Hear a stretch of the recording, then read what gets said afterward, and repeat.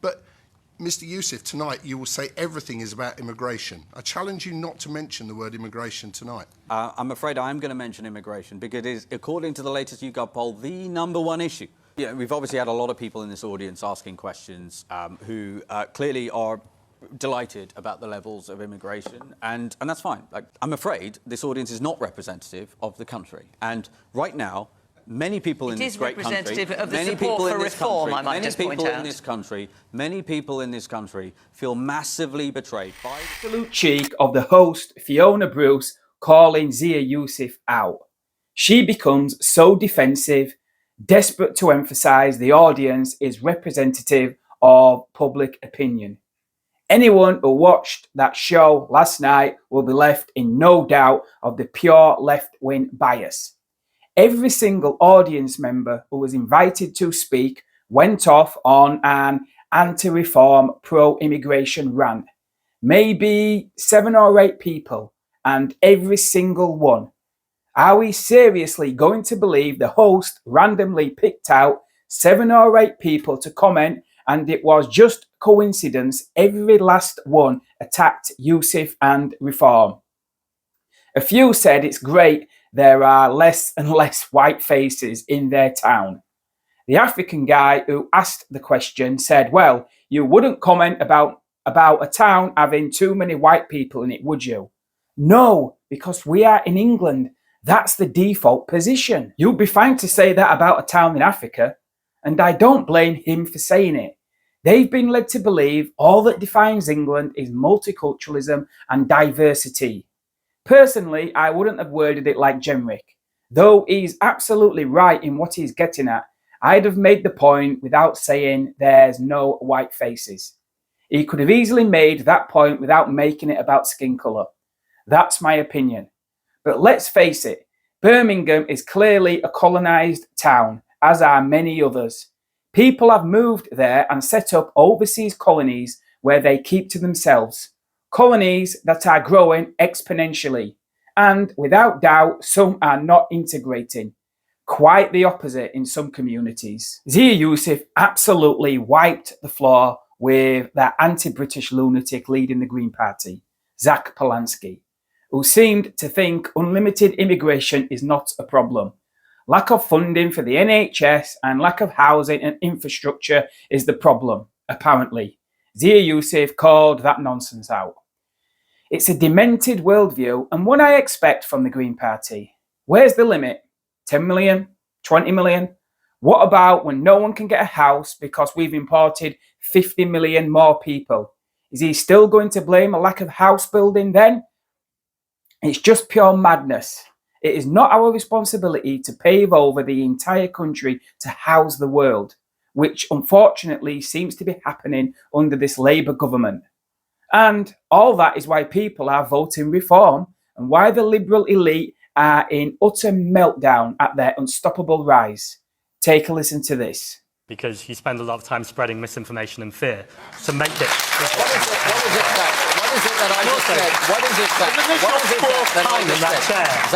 that I just said was misinformation? Zach, with respect, you just accused me of spreading misinformation. Please tell me, and the people watching at home, what is it that I just said? Because you've said the first bit, which is correct, that we don't have enough prison spaces, that we don't have enough NHS beds, and that we don't have investment in our communities. What immigrant has taken away those resources, as opposed to those resources being funded? So you can't blame austerity on one hand, but then say it's the immigrants. The immigrants haven't caused austerity. The same Thatcherite policies that you and your party support, and the Conservatives, of what have caused the devastation in this country. And you should take responsibility for that too. Do you think that 6.5 million net new people arriving inside 14 years, 11 million gross new people arriving in this country, against the wishes of the British people, by the way, who voted against such things in 4 consecutive elections, you tell me, you don't think that's going to put pressure on public services? Well, first of all, we were told Brexit would bring down immigration. Actually, what it's done is brought up immigration. And you can blame the Tories for that. So there was a mess that Nigel Farage started with that when he gave misinformation I to the don't public. believe Nigel Farage was in government for those 14 years. Oh, yeah, I think he was pretty around, though, and on Question Time quite.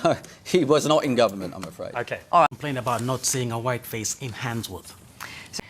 Since you asked the question, Henry, what's your view? My view is we've never heard anyone complain about not seeing a blackface or pain. So basically, You weren't happy with it? no. Well, look, there are massive issues with integration in this country. I think that is a fact, and I think many people in this country, ordinary, hard-working, lovely British people, feel concerned, quite rightly, about integration in this country. Polarised thing to say. The British public deserve better than that, to be honest. The vast majority of people in this country live very happily and very peacefully together. The Tories have done a terrible job. One other thing that Mr Jenrick said was that Handsworth is a slum. It's a slum possibly due to 14 years of terrible Tory rule in this country. But, Mr Yusuf, tonight you will say everything is about immigration. I challenge you not to mention the word immigration tonight. Because not everything in this country is the problem of immigration. There are problems in this country, but it's not just immigration. Yeah, well, listen, I'll respond to that directly.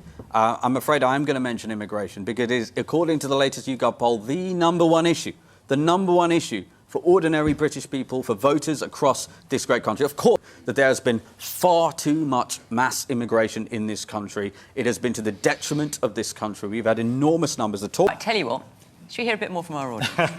Man in the blue sweater. When it comes to integration, why don't we stop talking about the colour of people's skin and start talking about shared values and social cohesion to start to bring the country back together? What are the panel's thoughts on that? OK, and let me just hear from the woman behind you as well in the glasses. Hello. I was just thinking that if Robert Jenrick came to Shrewsbury and spent an hour, he would probably say there's no black faces, but it's just a generalisation. It has no bearing whatsoever on the integration within our country. We have Mr Yusuf, who not only is happy now throwing petrol on flames of immigration, but expands the issue to integration. Apparently we live in a very badly integrated country. You know, I lived in Shrewsbury now for about 5 years, and I've lived in Shropshire for over about 30 years. You know, I think we here have seen an increase in the number of immigrants living in Shrewsbury. When I first moved to Shropshire, it was a whites-only area. Now, happily, we see a mixture of cultures, and I'm happy that I'm living here in a culture which is becoming more enriched. As somebody else has said, I think if Mr Jenrick had spent 90 minutes in Shrewsbury 10 years ago... And I welcome them all and say thank you.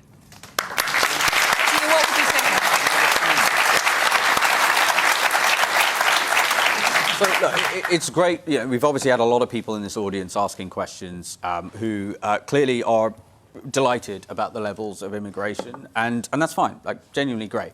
But I'm afraid this audience is not representative of the country. And right now, many people in this great country... It is representative of the support for reform, I might just point out. Many people in this country feel massively betrayed by the Conservative Party, who, by the way, in their 2010 manifesto, their 2015 manifesto, their 2017 manifesto, their 2019 manifesto said they would bring net migration down to the tens of thousands. Instead, they left office with that number at over 1 million, and 6.5 million net new people arrived inside their 14 years of government. And you want